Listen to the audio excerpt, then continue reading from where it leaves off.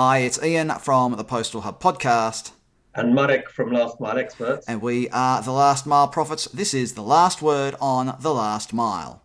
Marek, the big news again involves InPost. This time they've gone and bought something. I think it's boring, isn't it? InPost, and more InPost.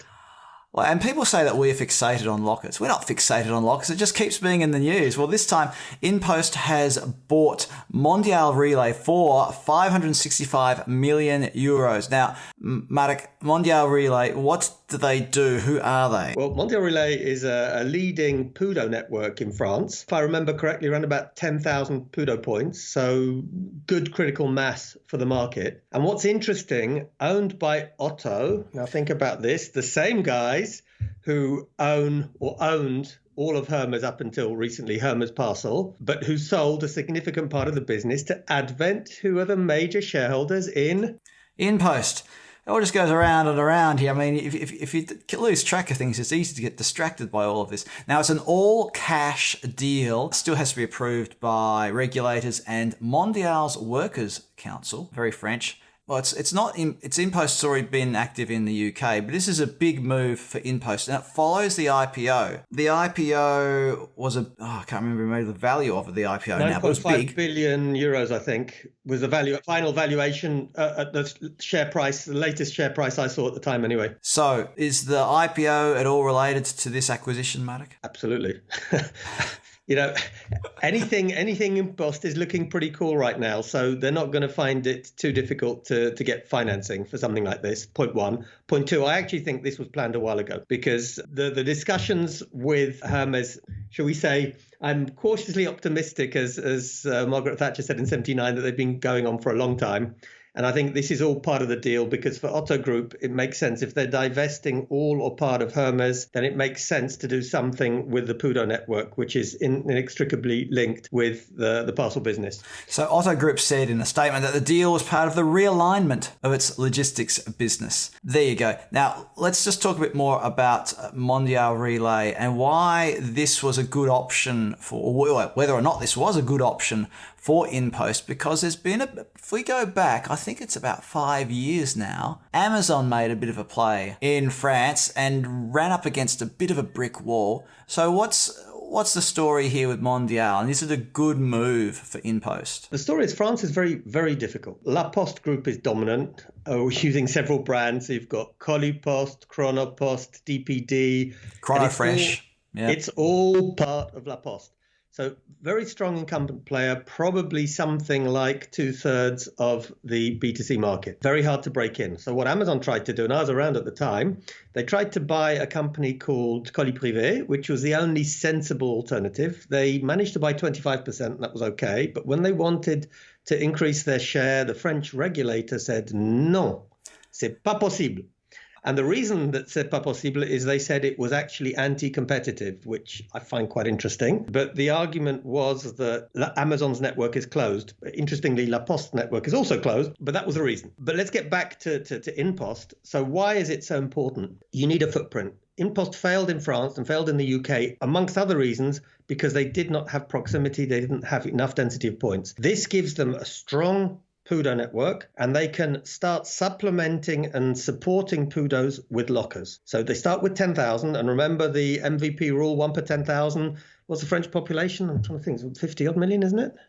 I haven't got that figure to hand. Well, let's assume it's 50 odd million, so that means you need minimum 5,000 points. They've already exceeded that with the PUDOs, and then they can start putting the lockers in. It becomes a very, very sexy PUDO-locker network in France. I wanted to ask about this. Is this about the software? Is it about the hardware, or is it about both? I mean, how does InPost approach this? I mean, they're not just going to say, well, okay, today we've bought the network, the PUDO network. In a month's time, we're going to have hundreds or thousands of parcel lockers across France. So how does it start, and how does it make sure it can transition to having that sort of a network while maintaining a really good, in-store customer experience, maintaining that good connection with e-commerce websites and all that sort of stuff? Remember, Ian, a locker is just an automated version of a PUDO. It does the same thing. So the software is actually quite similar. It has to be able to integrate with the given locker.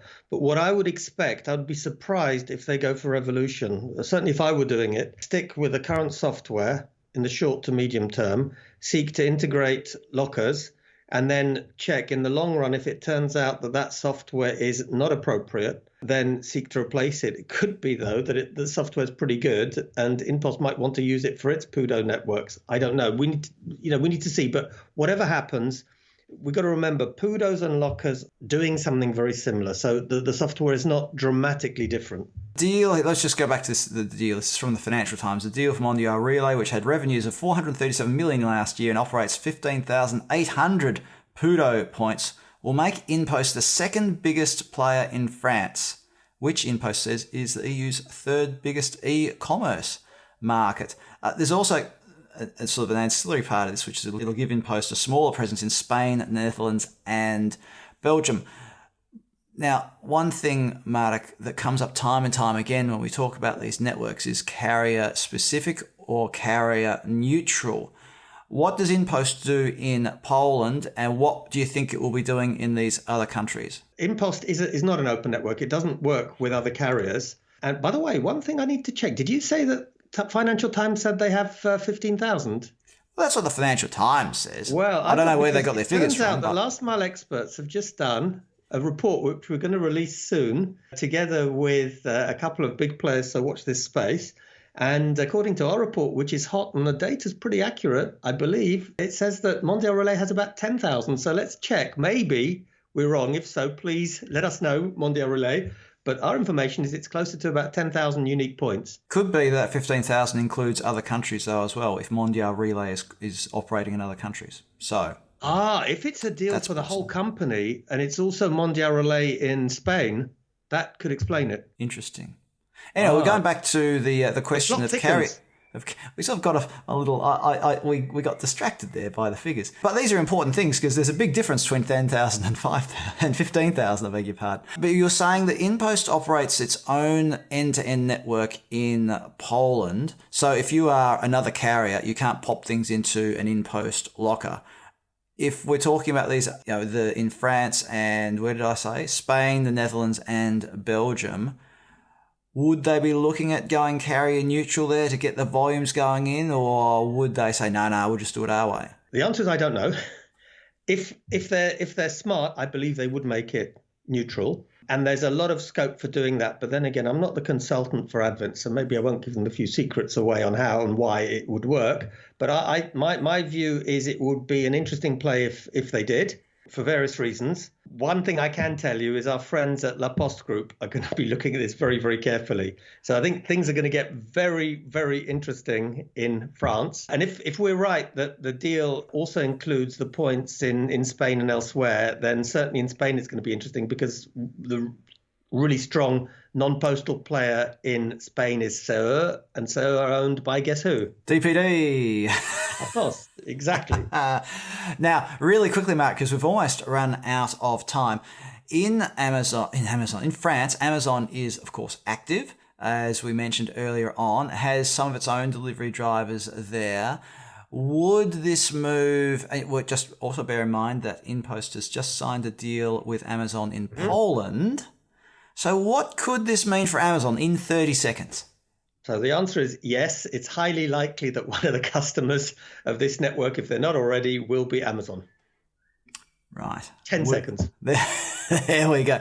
Plenty more to discuss, but we've run out of time. This is a really juicy one, everybody. Oh, by the way, Raphael has said that it doesn't look like InPost is planning any further acquisitions at the moment. At the moment, Marek. I wouldn't be surprised if they've all got something planned there or something up their sleeve, because certainly it's been very active. InPost has been super active, and lots of headlines regarding InPost in the last few months. Marek Różycki, thanks for being part of the Last Mile Profits today. Thank you, Ian. Thank you, everyone.